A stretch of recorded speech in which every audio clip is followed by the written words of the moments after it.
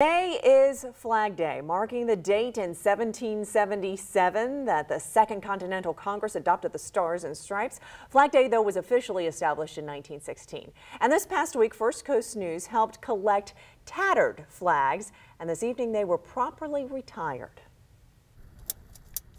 At Craig Airfield in Jacksonville. The second fold is a symbol of our belief in eternal life.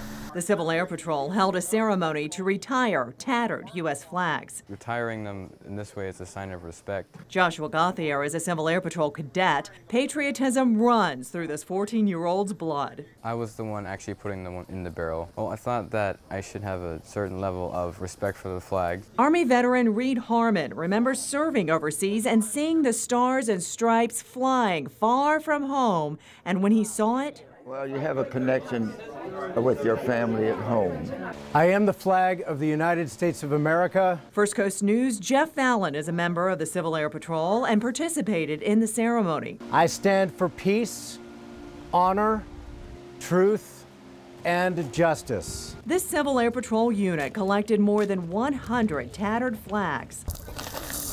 Federal law calls for worn flags to be respectfully retired and destroyed, preferably by fire. I wanted to take it very seriously because I was very honored when I was putting it in the fire.